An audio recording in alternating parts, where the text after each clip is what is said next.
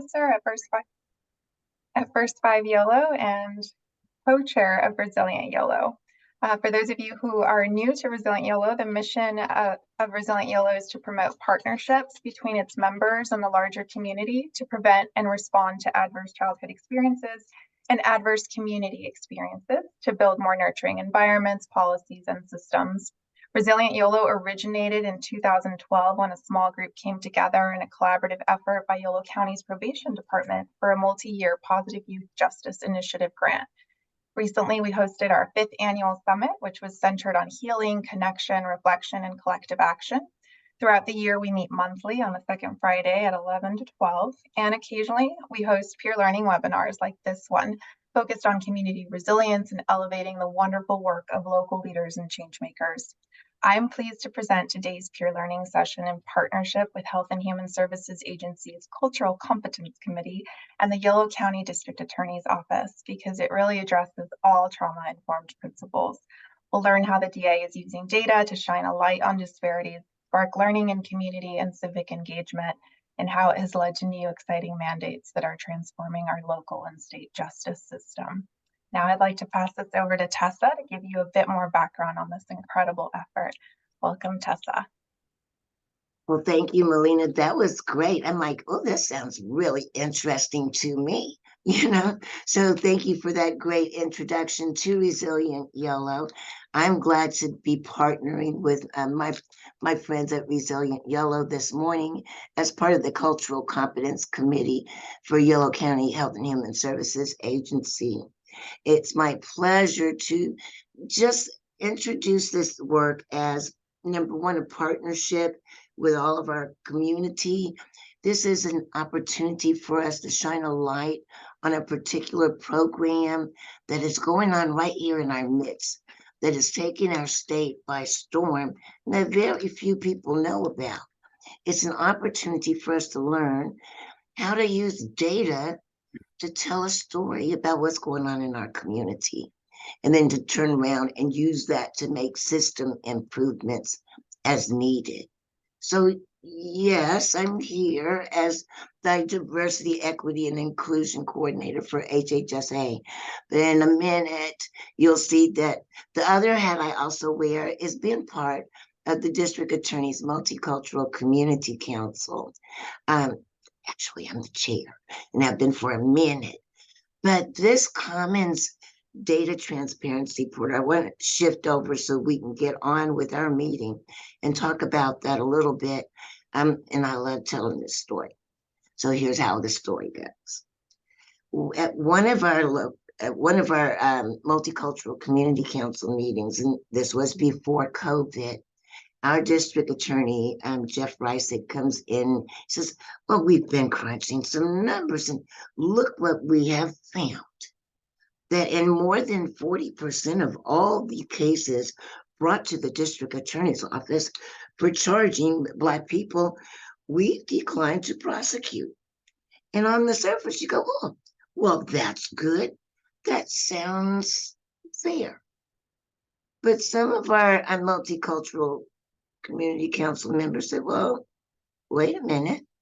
What kind of cases were those that you declined to prosecute? How long, if they were arrested, how long were they in jail? Long enough to get fired from their job? Long enough for them to get kicked out of their house? Well, and who's doing all this arresting anyway? And what kind, it sparked a debate. And so it came to we need more information. That's what we need. We need more information. We need more data to see exactly what's going on here. And that's when our district attorney reached out to Measures for Justice to create this data portal. The significance of having any kind of community advisory board like our Cultural Competence Committee at HHSA. By the way, you're all invited. Please let's stay in touch after this meeting. Or the District Attorney's Multicultural Community Council is we bring news from the community. We ask those questions and we expect those answers from our leadership. We get to add input. So when we were introduced to Measures for Justice, they came to the MCCC and asked, Well, what do you want to know? And where can we get this information? The thing about the Measures for Justice Commons portal is that it is totally outside the realm of the district attorney's office. That information is sent to them as a third party data consultant and unwashed, unscrubbed, and they reject any kind of data they don't have all the details behind. So it's not the DA's office, you know, what can I say, explaining their own data. They just have to dump it with Measures for Justice, and Measures for Justice gives us this picture. That's the transparency piece of it. And we know too, and this is going on all over the country, not everybody has a lot of trust in the criminal justice system because they kind of knows that some of the data that they do have out there, it doesn't show itself friendly to different minority communities. And so by having this transparency portal being managed totally outside of the district attorney's office, what our trainer is going to show is that, number one, they get to see the data and know where the gaps are, just like we do as community members. And we get to, that creates discussion points. And before I go on, because Mike said I could add 2 cents along the way, and you see I'm getting started, I'm leaning all back, like I'm going to be talking for a minute, but no, I'm not. I'm going to introduce you to Mike Works. He is the Chief of Innovations and Transparency at the district attorney's office, a real attempt at building trust between the criminal justice system and our community. And since Mike said I can do 2 cents here and there, then I'm just going to say thank you, Mike, so much for being with us this morning. And the floor is yours. Thank you again. Thank you, Tessa. And for people who don't know me, my name is Michael Works, and I've been with Yolo County for about 12 years. Most of that time has been with the district attorney's office. And in the beginning stages, I was more of a data analyst. So I was part of these projects in their infancy, and it's really great to see where they've come. So let me start off by sharing my screen. All right. So building trust through transparency. It's something we really believe in at this office. And I want to start off by talking about the impacts of the MCCC that Tessa mentioned, and she is our chair. And I know she didn't want to have too much Tessa in this presentation, but I really want to show a video that really highlights the work of the MCC and how they incorporated their knowledge into our data dashboard. So let me this video really quick.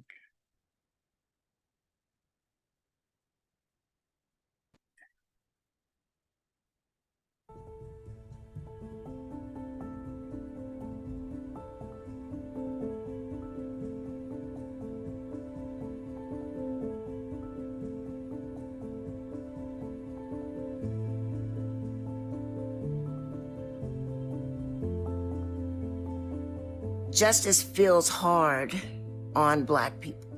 It really does. Families have been greatly impacted by law enforcement, by the criminal justice system here in Yolo County.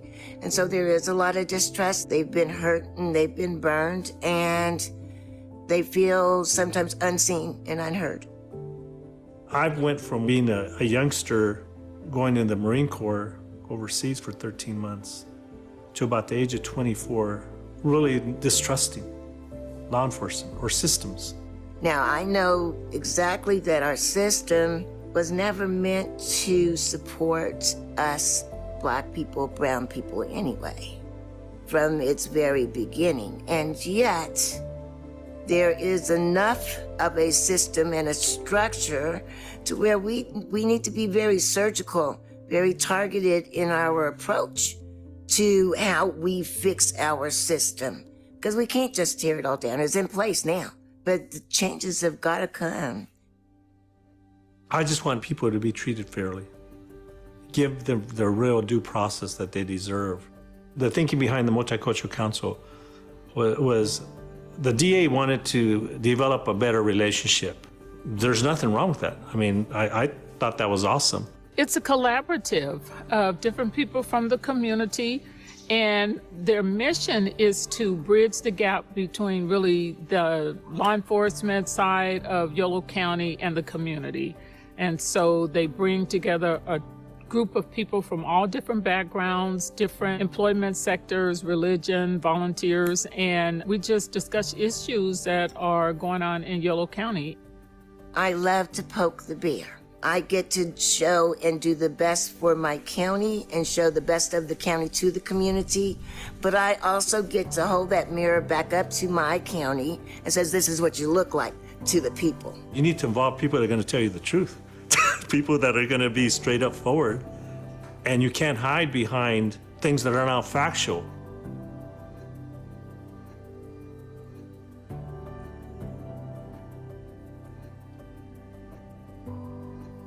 And so for me, this was really just a breath of fresh air to be in a setting where there was at least someone who really said, let me see what's going on. Let me talk to the community.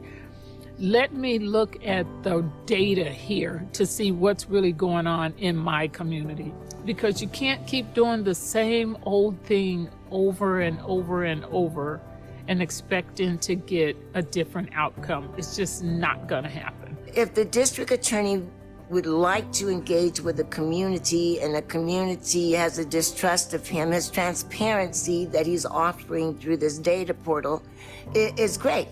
How can data and information or transparency foster more trust? Well, it's gonna help tell a story that needs to be told. It can be used by the district attorney's office, but it can also be used by the community to engage in dialogue with what they see as the major issues, and so they can bring themselves into alignment. We see blood, sweat, tears, and you see, crimes and punishments. It's a different thing, but we're gonna have to bring those two conversations together, and it's gonna have to be based in truth.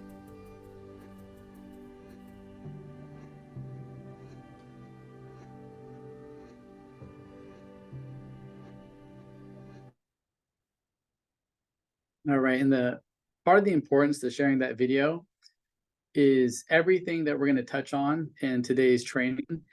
It all has been influenced and impacted by the MCCC and the work of Tessa and the people on the committee. So it starts with us working with Measures for Justice. And, like Tessa said, we were concerned about some of the data points in our system. We want to know more about it. And this group, Measures for Justice, out of Rochester, New York, they were starting to explore doing this and showing data.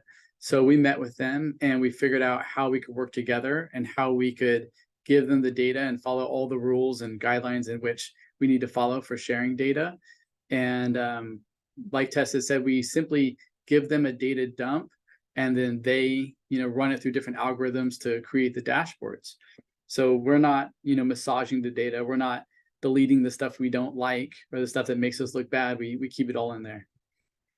And a little bit more about them. They were founded in 2011 after their CEO, Amy Bach, wrote a book on data transparency, and that's what led to our partnership.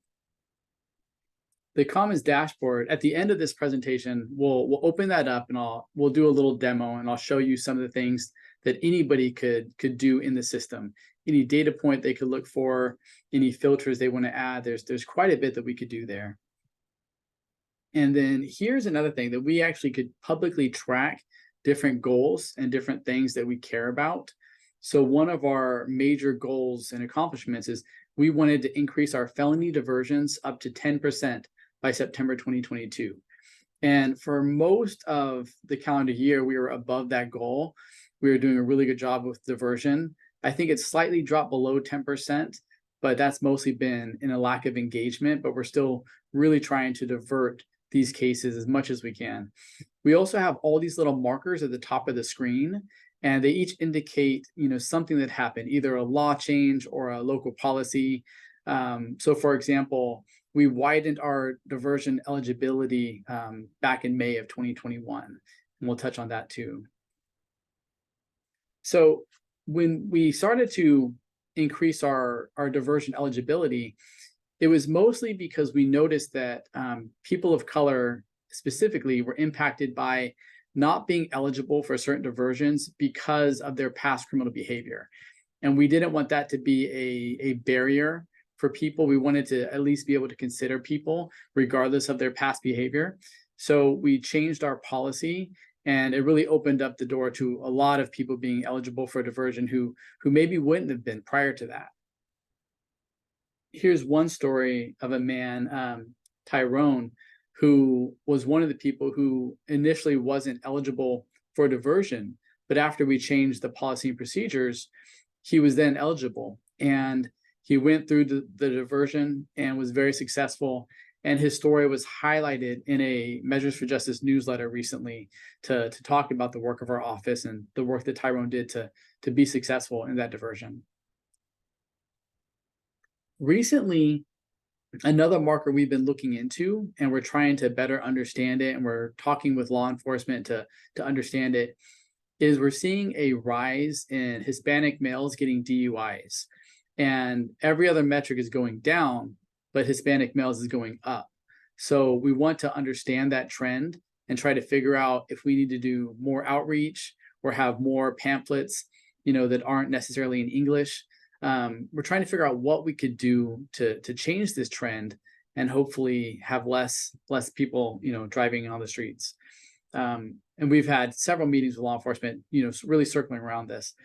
And one thing too that's interesting is our office, our district attorney, Jeff Reisig, has made it mandatory for manager meetings to include a Commons data point presentation.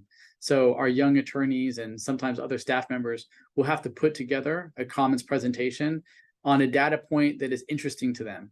And this actually came from that. We had a young attorney, Gustavo, who did a presentation and noticed this trend and wanted to know more about it. So he started working with our DDA, Diane Ortiz, and they started to do outreach and work in the community to see what we could do to improve this. One of the really powerful things about Commons is anything that people see, if there's a data point they want to better understand or want to learn more about, they could send that directly to the local officials, our district attorney, board of supervisors, local media, and send the link that goes directly to the data point that they're looking at, and they could type in a message. Another thing that people could do is they could download the data directly from Commons, and it eliminates all of the identifiers, so you can't identify anything to a person, but you could see the data that's involved. And we've had many academics and researchers do this and then send us messages on the findings that they had. And that's been really powerful, just to get feedback from other people that we didn't know was even exploring the data. And they're finding all these interesting, tidbits that we're able to dive into internally and better understand.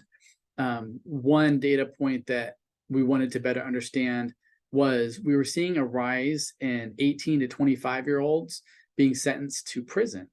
And that was unique because that wasn't typically a trend we were seeing. So we have dove into that, and we are trying to start a young adults court to better address that issues and try to address crime as quickly as we can.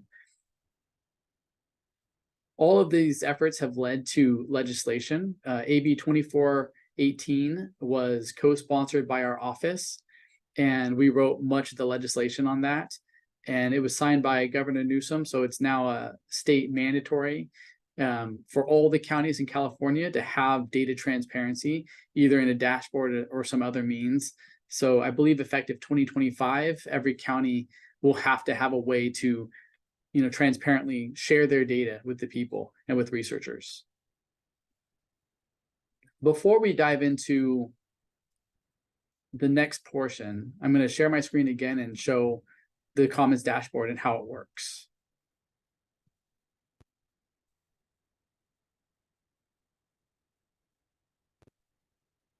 Okay, so here is our Commons dashboard, and this is where we have our different metrics. You could actually go in here and see our policy goal, tracking our policy goal and where we're at on that. You can see the actual data behind that goal. You could also look at the county information.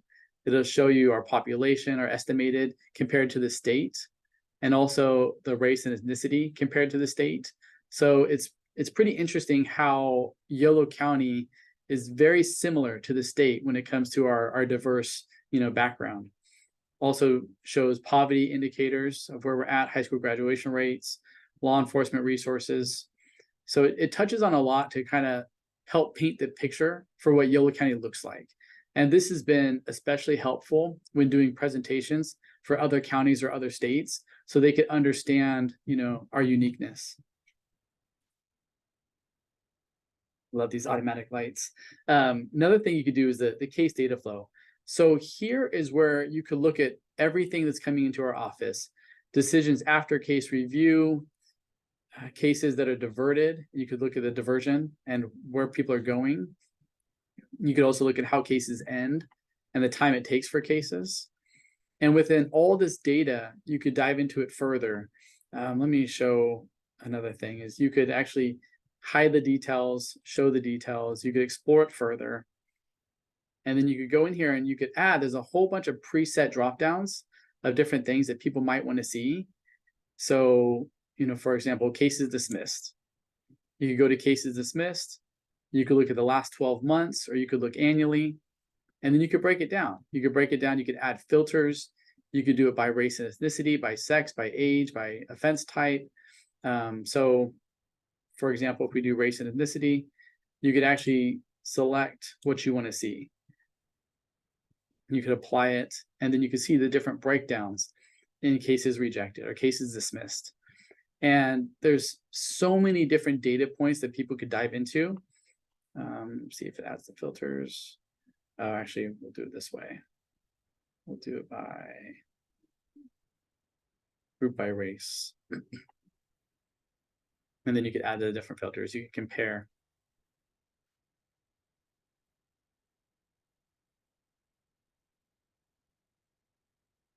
So from here, you could see the dismissal rates. And you can see kind of how it ebbs and flows. You could also check to see annually how that looks. And what we'd hope to see is everything looking pretty similar. So you can kind of see, and we could look at this data and then dive into it. And it'll show you the actual amount of cases and also the percentage. This graph is showing percentage, not the actual numbers. But if you look here, you can actually see the numbers associated with it as well. And then it'll also show here where it believes there's disparities. And it'll show you that the ratio, 1.09 compared to 1 for blacks versus whites, 1.109. So you could see the different ratios and try to better understand that. You could also look at all people of color, other races. So there's a lot of different things we could do to kind of dive into this data. Does anybody have any questions at this point? If you want to unmute and ask questions. All right, I will go back to the PowerPoint. But if you have any questions at any point, I'm fine taking questions. So hop on and feel free to answer them. Okay, so diving into the next portion is what our office developed is a race-blind charging through our criminal justice, our case management system. And this is unique because we were the first to do this. San Francisco had explored this and created a third-party module that worked with their case management system, but they didn't continue that project. We actually wanted it to be in the fabric of our system and part of the DNA of our office. So we'll go through and I'll actually show you screenshots from our case management system so you see what our attorneys see. So this is a quote from Tessa that we could, I don't expect Tessa to read it, but it's a quote from her about why this was such an important project and why it was worth the effort, because it took a lot of time and effort to make this happen, but it was definitely worth it because it allowed us to address some of the implicit bias that we all know we have and be able to charge cases without knowing any of that information. Kind of touched on this a little bit, breakdown. We have 120 staff members and 35 deputy DDAs. This is also important because when we talk about race-blind charging to other counties and other states, they always ask us the question, well, how big's your office? How many professional staff do you have? How much time does it take? So we try to address all those concerns with other offices. On the left here is Alex Cholis Wood. He is the Computational Policy Lab Executive Director with Stanford and Harvard. It started with Stanford and now they're migrating to Harvard. They have been a wonderful partner. And to the right is Kyle Gahn, who many of you may know in the county. He's a IT manager now. He's also the lead developer of our case management system. And he's pretty amazing. So love that guy. All right. So here is what it actually looks like for what the algorithm at Stanford does. Is it takes a narrative from the police report and it redacts anything that's related to race. So instead of the name, because names could often be related to race, it replaces it with victim one. The race is redacted, the hair color, the neighborhood, the victim's name. Neighborhood is important in some communities because it might be known that, okay, this neighborhood is primarily Hispanic people or primarily Black people. So it's good to know or good to take that out of the police report so that you could actually not consider those things as well. One thing that we've considered doing is actually redacting the officer's name as well if it's in the report, because some officers may stick to certain beats which could coincide with the neighborhoods. But so that's something we've considered but haven't implemented yet.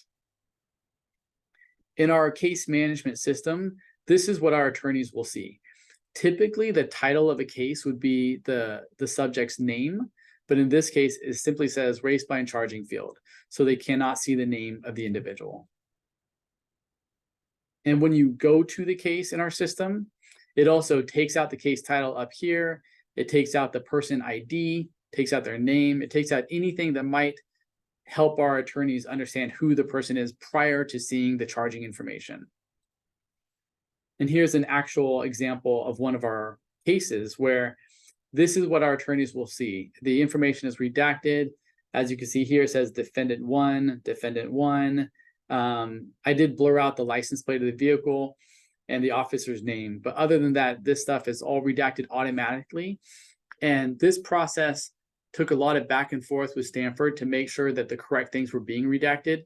We didn't want to take out important context from the police report, so we had to make sure that that wasn't happening.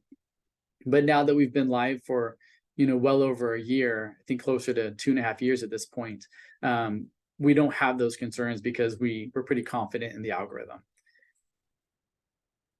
So what our attorneys need to do is once they read the narrative of the police report, they need to answer a few questions. The first one is the quality of the redaction. Was it a good redaction or a bad redaction?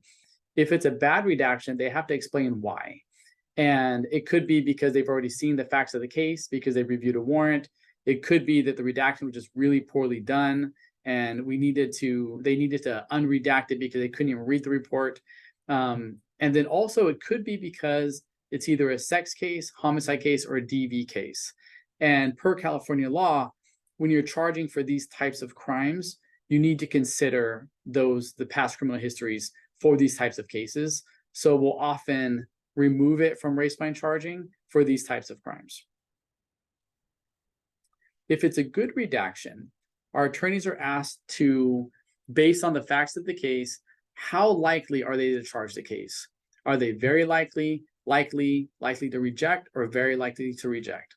Once they make this decision and they save it, then everything is opened up to them. They could see the entire criminal history of the individual. They could see the unredacted police report.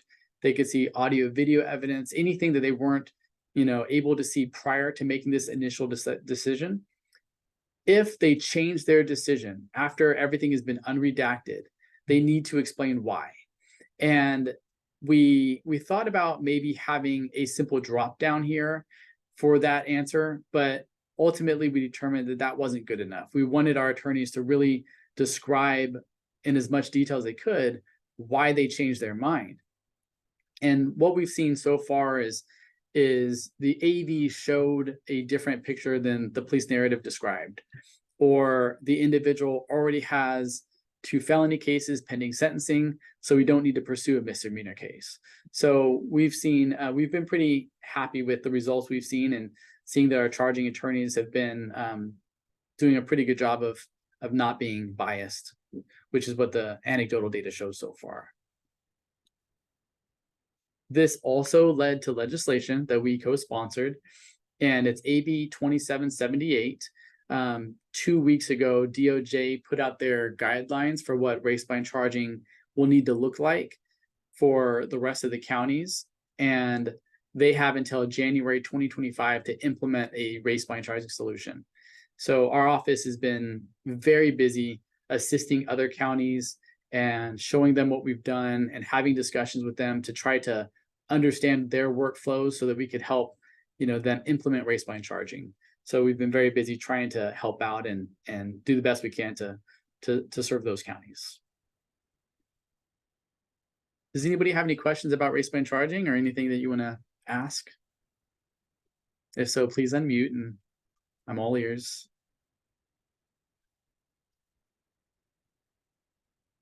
All right, so the last portion that we'll cover is, what do we do with this information?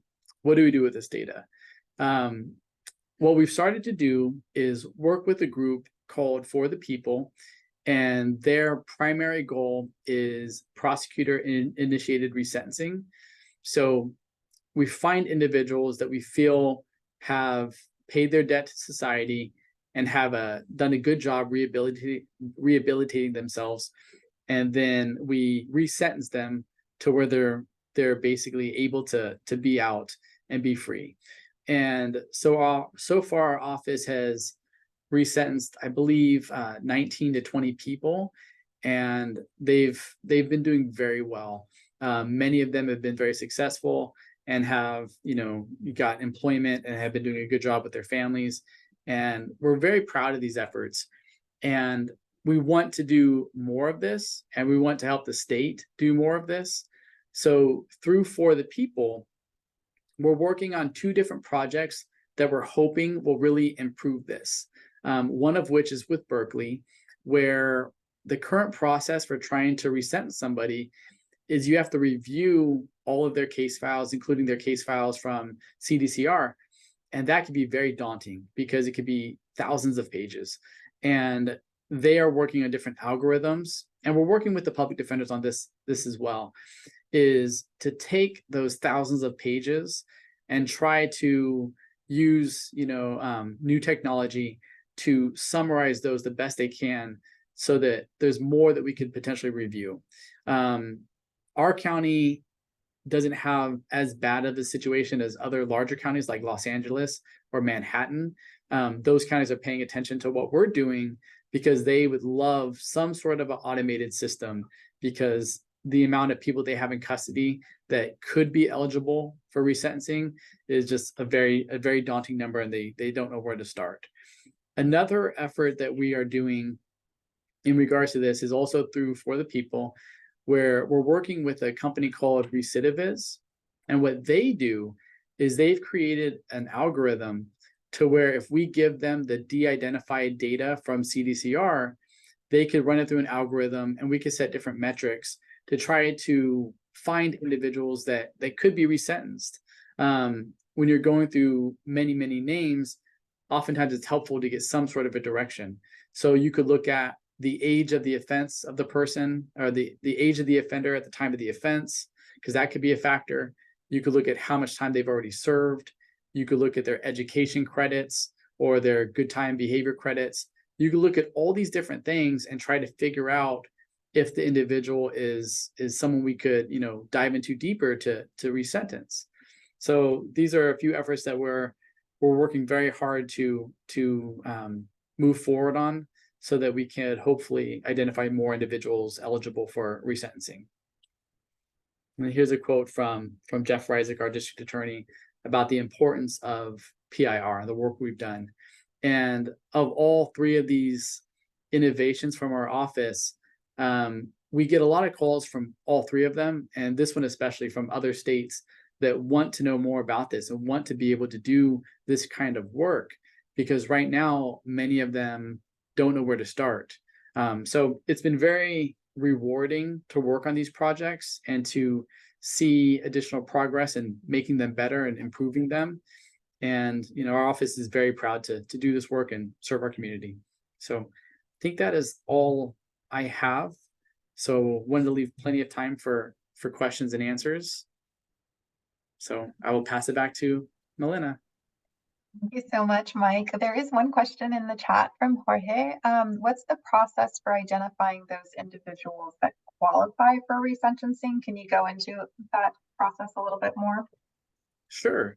So currently, we'll get a lot of names from people at the public defender's office, and they'll say, you know, hey, can you consider this person? This is one of my clients, and, you know, we've heard they're doing really well. And what do you think about this? We also have a paralegal, Maria, who works on these. So where she'll look at the numbers and try to add different filters to figure out, okay, who are some people that have served a certain amount of their time, who are in there for, you know, a less violent offense or a non-violent offense. And then from there, we'll try to identify the people, and then it'll move up the chain. It'll often go up to assistant chief or our chief DDA, and they'll review the person's records. We'll request the files from CDCR so that we could go further into reviewing the records.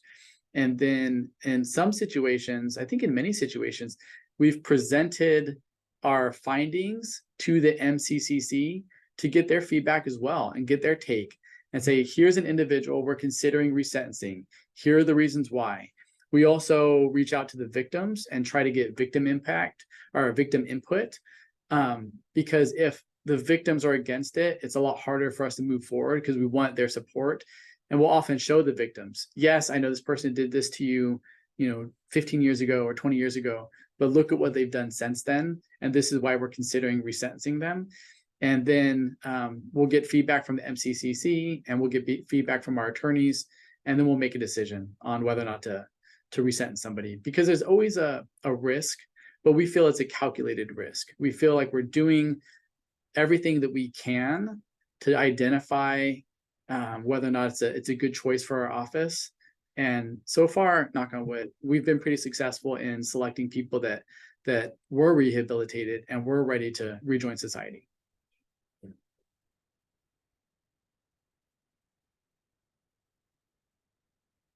If you have any other questions, please feel free to come off mute. And Tessa, if there's anything I missed, please chime in. I love your feedback.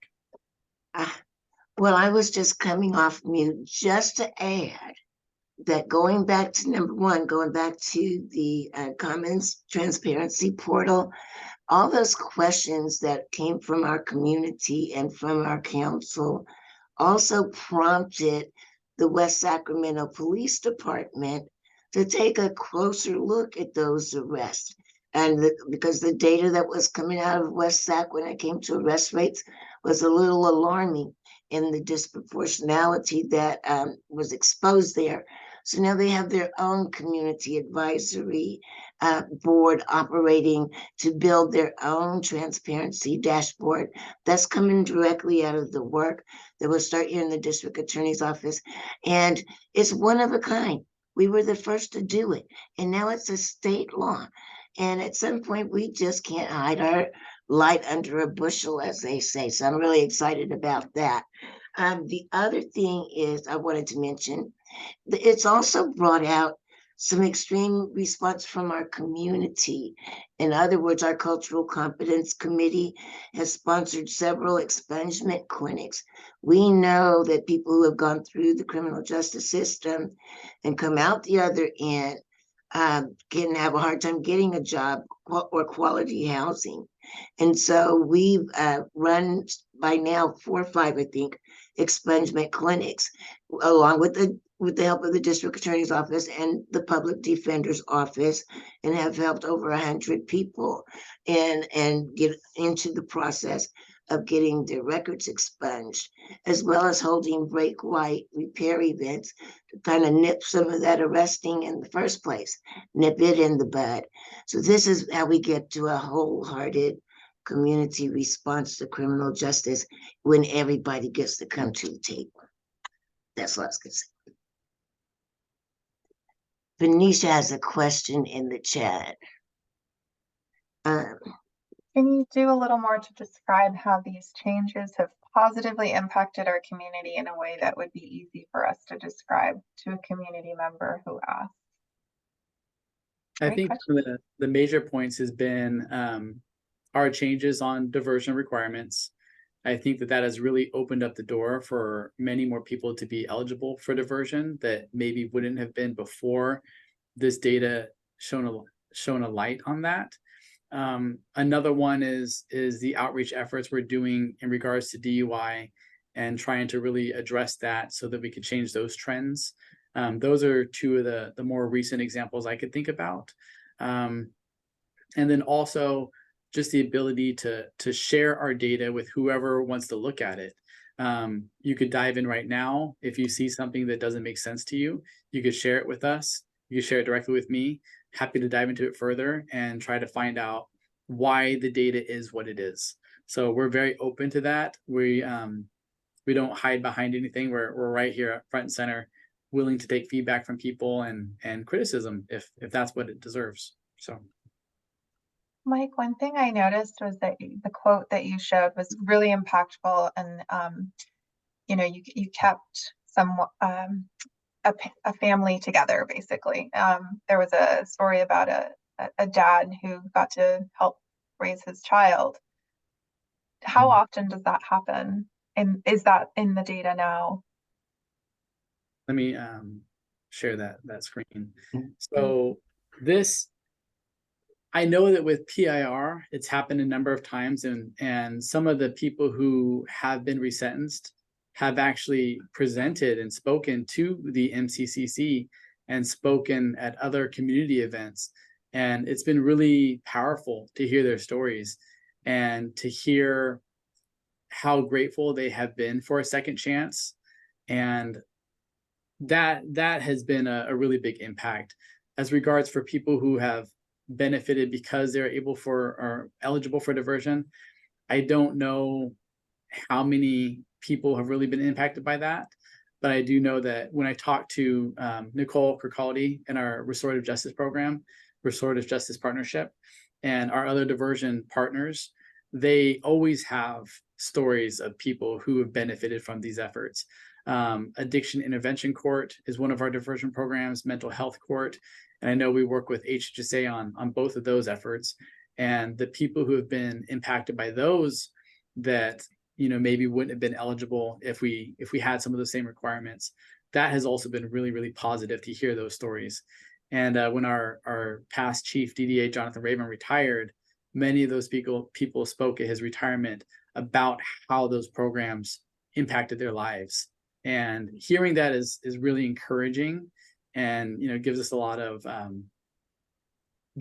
energy to work towards these efforts. Great. Yeah, I was making the connection too with the Office of Child Abuse Prevention has published data on the number of entries that are single parent homes, right, in the child abuse data. So it just, yeah, there's a lot here, I feel like, that can be done to explore further. And we're always looking at different ways to improve the way that we're displaying data. We actually should have a data update hopefully this week or next week so that we could publish the updated data. But we're also trying to figure out how can we make this as close to real time as we can. Right now, with the process of us giving them the data and then them working through it on their end, there is a gap from the time we give them the data to when it's ready for the public.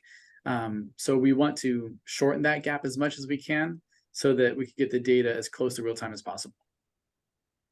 Great. I'm glad you took that extra minute and kind of listed some of our diversion programs, Mike, because that is a lot for our HHSA folks that are here. I hope you're seeing yourself in this work as well, because it is the mental health court and the drug, I call it drug intervention court, and I know that's the wrong name for it. Just all of a sudden my mind went blank. But neighborhood court. Now we've got connection to care, which is that data is not going to be included in this portal, But I want us to be able to see ourselves in this work and know that it takes not only the DA's office, but the public defender's office. Probation is part of this. Our mental health department is part of this. Our housing department winds up being a part of this. Transportation for getting folks to and from. This is all of us wrapping around a person to help save their life and improve their quality of life. And that in this way, we get to see that it's more than crime and punishment that we're doing here and these offices and what we're doing in partnership. And I think that's very, very cool.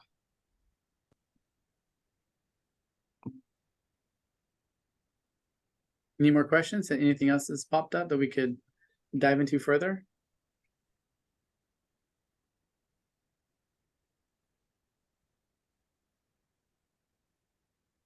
I can tell you, I'm glad I had a chance to stop and get my coffee this morning because everybody seems pretty quiet here today. There's so much to be excited about. I just, it's just like we're soaking it in, I think, right? That so many policy changes that you directly contributed to. And I think YOLO can be really proud of all of these efforts. And I just wanted to say thank you for all that incredible work. Thank And you. And yeah, our DA. Great. I'm sorry. Were you raising your hand for us? I wanted to be sure we catch you if you had a question. Yes, I guess I did. As I'm kind of thinking about this from my education perspective, what is the implication for our students who are witnessing family and friends go through this process? How do we send this message to our younger kiddos and maybe our transitional age youth who maybe have those negative connotations, and so help them to see for lack of a better word, system in a different way, a different light, as an asset rather than something that is out to get them. How do we get that to the kids, that messaging? great question. Well, I think that one thing that our office is really trying to do is to be as fair as we can for anybody that enters this system. We want to treat them as fairly as we can. We were actually one of the first counties to have what was initially neighborhood court. So it was a way out of the criminal justice system. And it's now over 10 years old. We've had that now for over 10 years. And that started because, our DA, Jeff Reisig, he always seems to be ahead of the curve when it comes to this stuff. He was really frustrated that a lot of people were entering the criminal justice system that simply didn't need to be. A lot of college students who were getting a drunk in public or something that was just, a bad decision. And now they have to go to jail and go to court. And he just didn't want to see that anymore. So we started Restorative Justice Partnership, our neighborhood court, which is now the Restorative Justice Partnership, because we've realized there's so many people that could get diversion. And the number of diversion programs we've started in the last 10 years has been a little hard to keep track of. And some of them we've started and they weren't successful, but we keep trying. We keep trying different diversion efforts. We had Steps to Success, and we had Homeless Neighborhood Court, and we had pre-diversion drug charges or harm reduction. And now it's post-charge because we weren't getting as much engagement as we wanted. But we keep trying and we keep trying. And I don't think we're going to stop trying, which makes my job very interesting because there's always something new to do. But I think ultimately our goal is to be as fair to everybody as we can, and we keep trying different ways to do that. I hope that answered your question. So I wonder if we can get the youth to weigh in, right? Can you go out to the schools and ask them have you presented this dashboard to the schools, the high schools, or any? Not high schools. We have presented it to law schools and to those kind of groups. We typically would go to McGeorge at least once a year and do a presentation for some of their classes to talk about race-blind charging and Commons Dashboard. And Jeff actually presented at Stanford Law not too long ago about all these efforts and what we're doing. So we are trying to get the word out, and Yeah, I think that's a great idea to present at a high school and see if we could, grab their attention for more than 4 seconds. So that'd be exciting. Oh, looks like Jerry has a connection for you. So there you go. Yeah, send it my way. Mike.works@yellowcounty.org. And we Yeah, also and one thing do, I would like to, oh, go ahead. sorry, who was that? It's me, Phonisha. Oh, okay, go ahead. Thank you, Tessa. So one thing that I would just like to say is that I sometimes get a little jaded by the talk of change. And so I'm really glad to be here today and to hear you talk about how it's actually translated into policy and how it's actually affecting our community in a positive way. And I wanted to say thank you for the opportunity to hear that and to receive that so that we can also, be a conduit while we're out in our, forward community facing social work positions and whatnot, so that we can bring people to this information and bring people to this actual policy change that's not just the beautiful bureaucracy of talk. It's actually work being done. So thank you. Thank you. Excellent. Thank you. And our DA Jeff Reisig, he gets all that credit because he works very hard building those relationships so that he can make this happen. And he definitely works very hard to do that. And to Gary, I just wanted to mention that we also do an annual Youth Justice Leadership Academy. It's a 3-day academy for high school students, and they are exposed to a mock trial, to survivors panel, to meet law enforcement officers, and to actually sit in a restorative circle and share in common humanity with some of the leadership of our county. So we try to make it kind of really full circle, and we're really glad that you're here today. And I see your question there, Serena, and I think We will. yes, we do have the recording, and we will have a copy of the PowerPoint to share with you all. We also want to have Mike do some more of these. And that was our purpose. If we could only get a few people here today, but if each one of you would bring 5 people to the next presentation, eventually it will get our whole community aware of this. So thank you. Yes, Happy and we to. do have a little bit of a survey for you all, precisely for that, to get one, demographics, if you would be so kind to let us know who's here in the room attending these trainings. And then secondly, to understand how we can, improve the trainings in the future. If there's content that you want to see, maybe questions that are lingering and you want Mike to answer them at the next one, please put those in there. We'd love to hear. What are you excited about? What's one thing that you learned today that you're excited to share with your family, with your colleagues? I know there were lots of things today, so you can pick one and a few other questions. So we appreciate your feedback if you have the time to fill out that survey.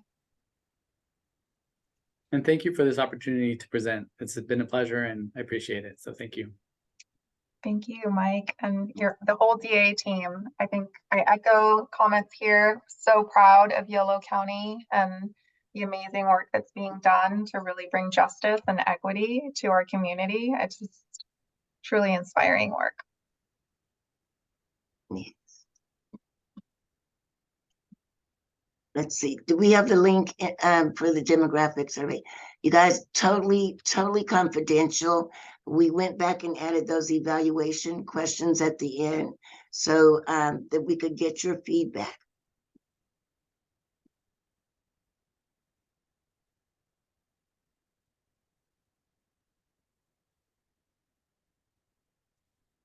Thank you all. And then just a little announcement for our next presenter. We're going to do another series of webinars with Susan Jones at Creative Behavior Systems, and she's going to be doing some trauma-informed trainings for us, both from an individual and organizational systems change perspective. So really excited to have her do 3 workshops in February, the 2nd, the 9th, and the 16th, 2 hours, 11 to 1. So mark your calendars, please, if you're interested in those, and we'll be sending out some save the dates. Thank you all. Thank you so much for your time. And yeah, so excited. Such a great way to start our week. Thank you, Mike. Thank you, Tessa. Absolutely, absolutely. Have a wonderful week, everyone. Go make some